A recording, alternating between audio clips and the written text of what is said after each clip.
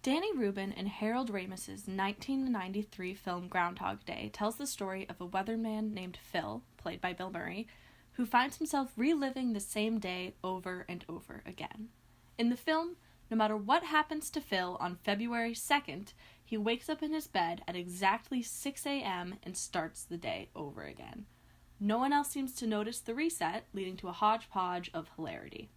It's a classic film that has garnered much critical attention, from reviews to video essays examining just how many February 2nds Phil encounters in the film.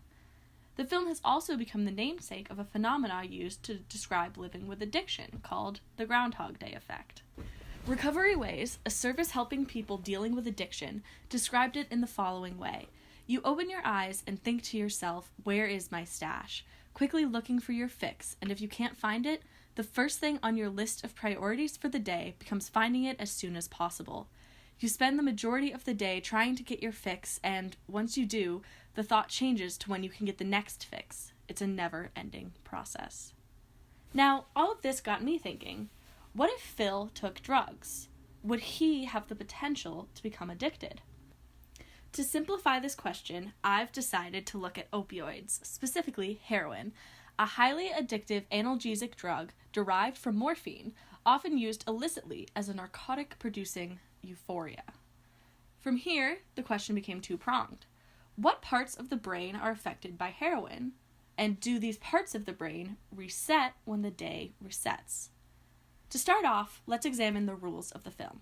Number 1, Phil wakes up each February 2nd in his bed in Punxsutawney at exactly 6 a.m.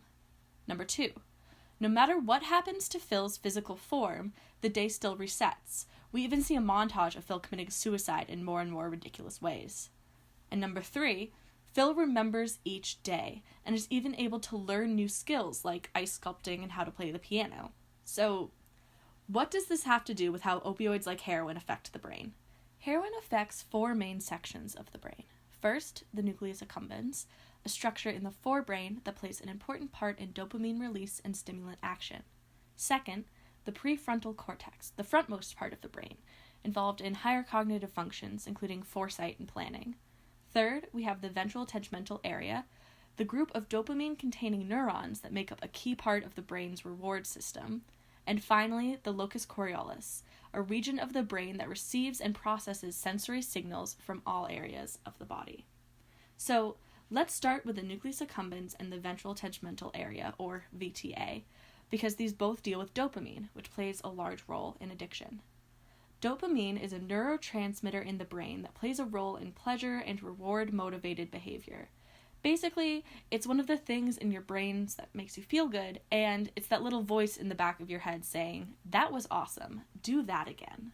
Opioids work in the brain by targeting this reward system and flooding it with dopamine. This creates intense feelings of euphoria. However, the compulsion to use opioids builds over time to extend beyond a simple drive for pleasure.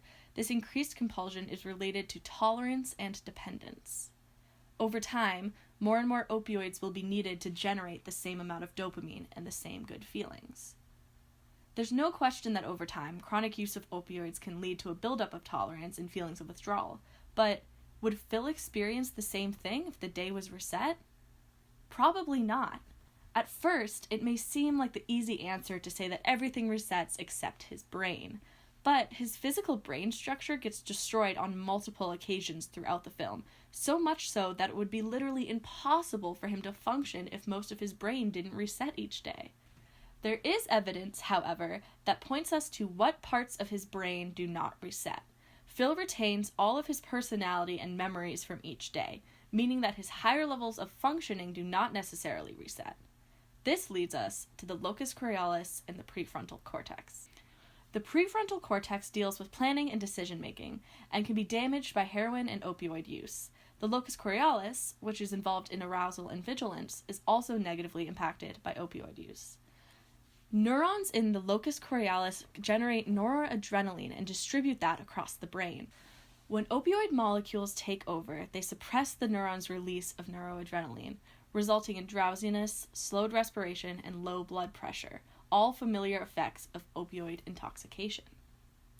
Even without the VTA and nucleus accumbens seeing the repercussions of chronic use, there is still something to be said for the ways in which heroin and other opioids affect higher function.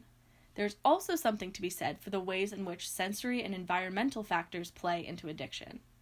Even without the tolerance buildup, the fact that Phil experiences the same day over and over again makes him more likely to experience environmental cues that will trigger a desire to continue opioid use.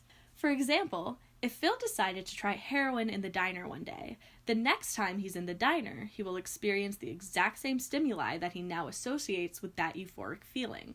Because even if the parts of his brain affected by opioids get a fresh restart, his memory certainly doesn't. So, what does this all mean? Can Phil do heroin without the same consequences as someone not stuck in a temporal loop? Probably. But does that mean that it's a good idea for him to do heroin? No, it does not.